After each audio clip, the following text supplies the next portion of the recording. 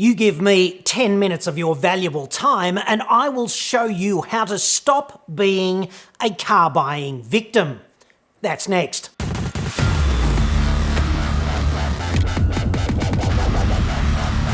I'm John Cadogan from AutoExpert.com.au, the place where Australian new car buyers save thousands off their next new cars. Hit me up on the website for that. Here's a question I got earlier this week. 2019 Mercedes C63s Coupe. I have got a price for a dealer demo of $168,000 drive away. It has 2,000 kilometres on it. They have suggested when I come in with the cash, they can talk real price. What price am I looking at, do you reckon? What do I offer? Profound frowny face. I am so lost and they are very greasy salesmen who seem to know the bottom dollar and are reluctant to really give me the best deal possible. Okay, so just to lay out the ground rules here, I am not going to name this guy. I don't want to cause him any embarrassment, okay? And this is absolutely, emphatically not a criticism of him. It's a criticism of the way cars are sold, the passivity of some buyers, generally, and the feral nature of the process, and importantly, how you can deploy appropriate countermeasures. Our hero's email here describes him as a, quote, business and tax advisor.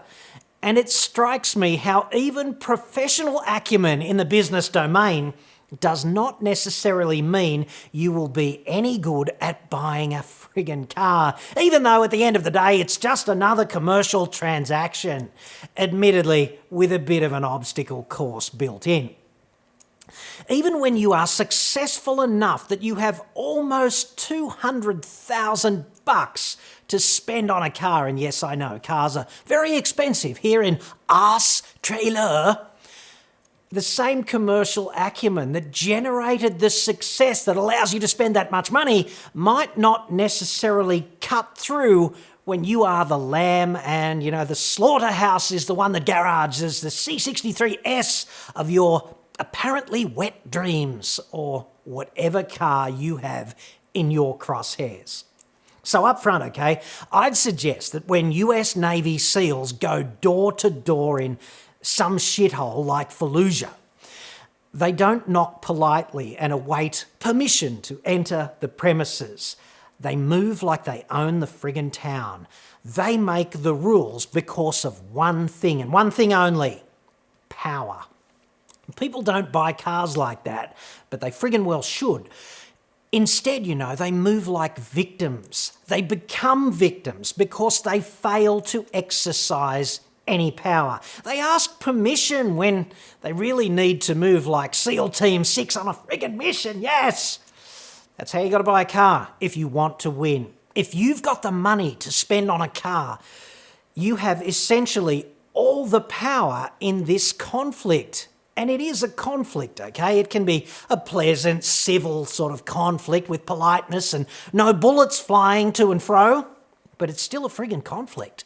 The conflict is you want to spend as little of your hard-earned cash as possible, and they want to extract as much of it as possible. I don't know about you, but I would call that irreconcilable differences, or at the very least, mutual exclusivity. One of you is going to be unhappy with the outcome, and I vote not you. So I suggest the dealer is under considerable pressure, even if they mask it like the professionals that they are. Guaranteed, the pressure. The dealer owns that C63s in this case. He's paid for that car on credit. It is a demonstrator. So it is currently depreciating like a bastard. That particular clock is ticking. The car industry in our fine former convict paradise, full of venomous critters on land, sea and air.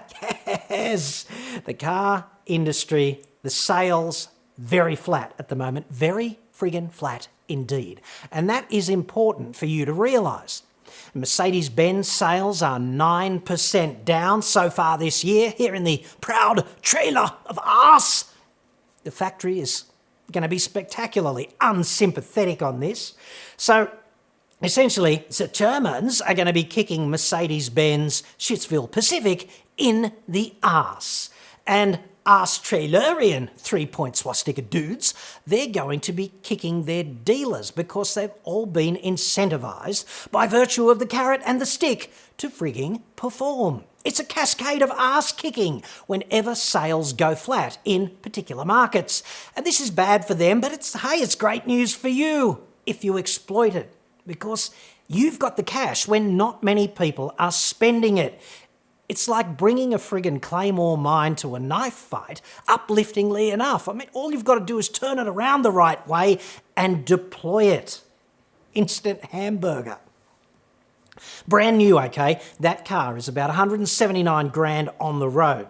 So firstly, I'd be wanting to establish, by way of independent inspection, that the car itself has not been previously crashed or thrashed. And if it has, walk away from it at any price would be my advice. And a high-performance car of this nature with 2,000 Ks on the clock, a C63s demonstrator, it's likely to have been mainly thrashed, I think. How many track days could it potentially have done, I wonder? It could have had a fairly hard life, right? And of course they will tell you, mate, senior executive's personal car, just driven sedately to the dealership, he does it all the time, it's no longer a novelty, blah, blah, blah. The check's in the mail. No, that dress does not make your ass look fat, and I only have eyes for you, honey bunny. Those other chicks, they don't interest me. Just assume that everything that gets said on the path to procuring this car is bullshit. It's less disheartening that way, ultimately.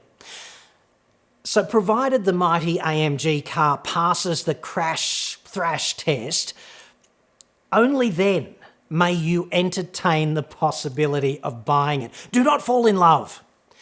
But instead of what price am I allowed to offer you, which sounds like asking for permission to buy the car, a textbook victim play here, just decide how much you are prepared to pay. You can get a brand new one for 179 grand, right, without this whole crash thrash concern, and you can get this particular one for 168 grand without even negotiating. I'd be making an offer that looked more like 150,000 big ones, frankly. And incidentally, the only reason they're promising to negotiate only face-to-face with you is because they are ambush predators. Face-to-face is where they know they can get you standing on the X, so they can shoot you in the face, pleasantly enough, because that's how all ambushes work. This is just a metaphoric one. So simply decide what you are prepared to pay for this car and then offer that, and don't split the friggin' difference, don't negotiate up. Offer and walk away if they don't go for it. The walk away, so important. Don't even listen to what they say in response to your offer. Think about, I don't know, instead just think about boobies. That's how I'd do it. There's no queue of alternative buyers for this car, okay? How the salesman is supposed to feed his family at that price, that insulting price, it's also not a matter with which you should concern yourself, I'd suggest. They're making such a loss at this price. Okay, fine by me, make the friggin' loss. You walking away politely, leaving your phone number, right? Telling them you'll see what demonstrators the local BMW or Audi dealer has in stock, but you're still kind of keen on the C63 if they change their position. Hey, get back to me if you change your mind. If I haven't bought anything else in the meantime, we'll talk. That is such a SEAL Team 6 move, right? Just kick the friggin' door in with the power. You're flipping their ambush if you do this, right? They're standing on your X. And I don't know about you, but if it comes to standing on the X, I don't want to be the one doing it. I want the enemy on the X. They're staked out on the ground, right? On stakes made entirely of their desire to see your 150 grand all hoovered up and neatly in their bank account before you get to BMW. This is a total Jedi mind trick that completely overwhelms every enemy objection to your piss-poor offer. It is an exercise of power, right? And they know it. It places them in a binary proposition, and it's a real bind too. The options are no cash now or whatever cash you're prepared to pay. Like, take it or leave it. I'm out of here, with all due respect. This price you decide upon, it has to compensate you completely for the inconvenience of buying a demonstrator.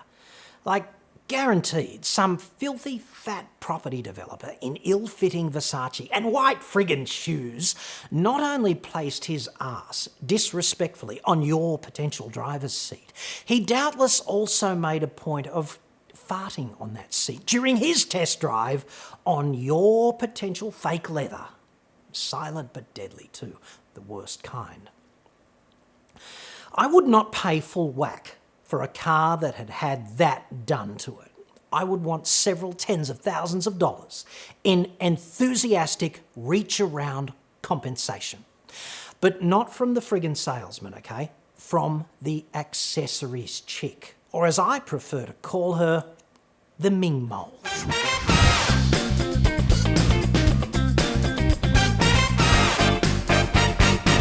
They're always so hot too, in that ex-fluffer kind of way, you know?